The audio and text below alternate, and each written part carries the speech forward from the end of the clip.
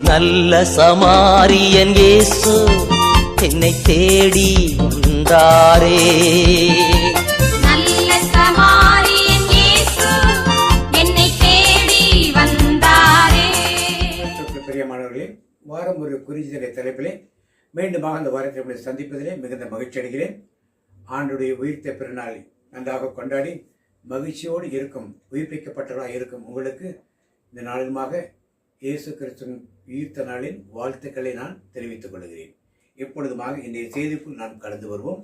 நாம் மத்தேயு, மார்க்கு, லூக்கா ஆகிய நற்செய்திகளிலே ஒரு குறிப்பிட்ட காரியங்களை நாம் படிக்கின்றோம். அவைகள் நமக்கு விளங்காமல் இருக்கும். அதாவது கதிரேசா என்ற தேசத்துக்குள் ஆண்டவர் செல்லும் பொழுது அங்கே பிசாசு பிடித்த ஒருவன் கல்லறை தோட்டங்களில் தங்கியிருந்து தன் உடம்பை கற்களால் கீறிக்கொண்டு அந்த பகுதியில் யாரும் செல்லாதவாறு பார்த்து கொண்டிருந்தான். எல்லோரும் அந்த பாதையை அவாய்ட் பண்ணி இருந்தார்கள். அவன் கல்லறைகளிலே இரவில் தங்கியிருந்து சத்தமிட்டு கொண்டிருந்தான்.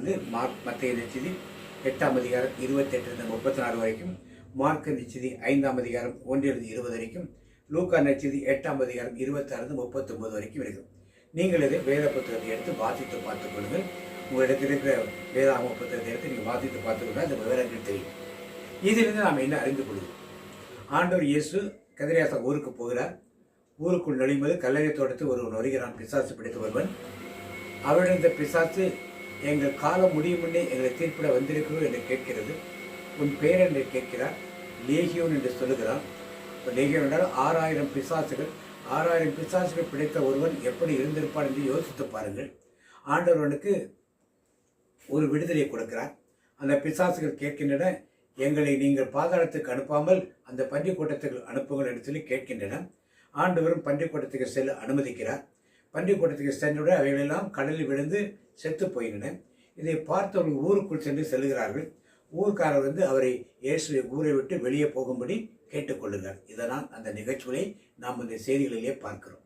இப்பொழுது முதலில் நாம் பார்க்க வேண்டிய செய்தி, ஆண்டவர் ஆகிய இயேசு கிறிஸ்து ஏன் அந்த பிசாசுகளை பன்றிக்குள் துரத்தினார் என்பதுதான். ஒரு மனிதனுக்கு விடுதலை கொடுப்பதற்காகத்தான் ஐயமகன் இயேசு கிறிஸ்து வந்தார். பிசாசுகளால் பிடிக்கப்பட்டவர்களுக்கு விடுதலை கொடுப்பது மிகப்பெரிய காரியம். அவனுக்கு விடுதலை கொடுப்பதன் மூலம் அந்த ஊரார் எல்லாம் அந்த வழியாக செல்ல ஒரு பெரிய வரியை வைத்துக் கொடுக்கிறார். இதற்கு அந்த ஊரார் அவரை வைத்து கொண்டாடி இருக்க வேண்டும். அந்த மகனுக்கு விடுதலை கொடுத்ததற்காக கொண்டாடி இருக்க வேண்டும். ஆனால் அவர் இந்த பிசாசுகளை பன்றிகளுக்கு துரத்தினாலே பன்றிகள் எல்லாம் கடலுக்குள் விழுந்து செத்து போய் அவருடைய சொத்துக்களுக்கு சேதம் ஏற்பட்டது. அவருடைய வளர்ப்பு மிருகங்களுக்கு சேதம் ஏற்பட்டது.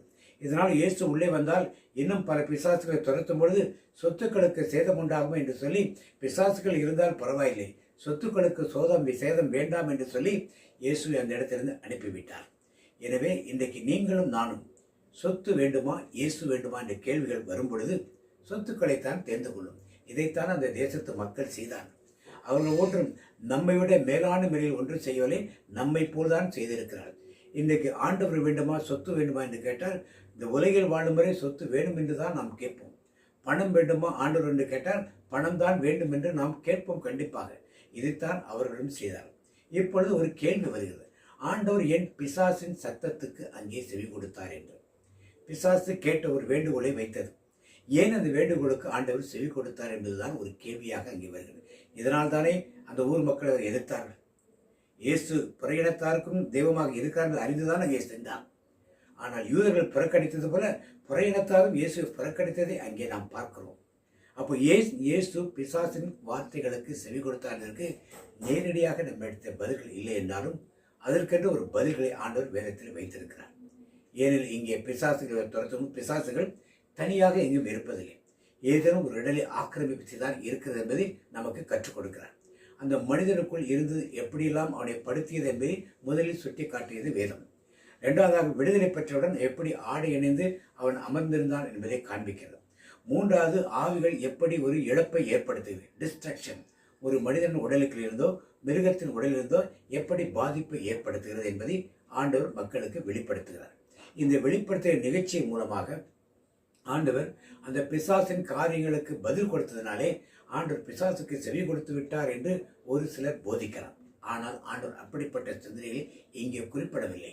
பிசாசு எப்படியெல்லாம் ஒரு மனிதனை சோதிப்பான், எப்படியெல்லாம் அவனுக்கு பாதம் கொடுப்பான், எப்படியெல்லாம் அவன் சொத்துக்களை இழக்க வைப்பான் என்பதை அந்த ஊராருக்கு எடுத்துச் செல்ல ஒரு காரியமாக இதை எடுத்து பயன்படுத்தினான். ஆனால் அந்த ஊரார் அதை பரிந்து கொள்ளவில்லை, ஏற்றுக்கொள்ளவில்லை. ஆனால் பிசாசுக்கு ஒரு வெற்றியாக கூட இருந்து நினைத்து கொண்டே இருக்கலாம்.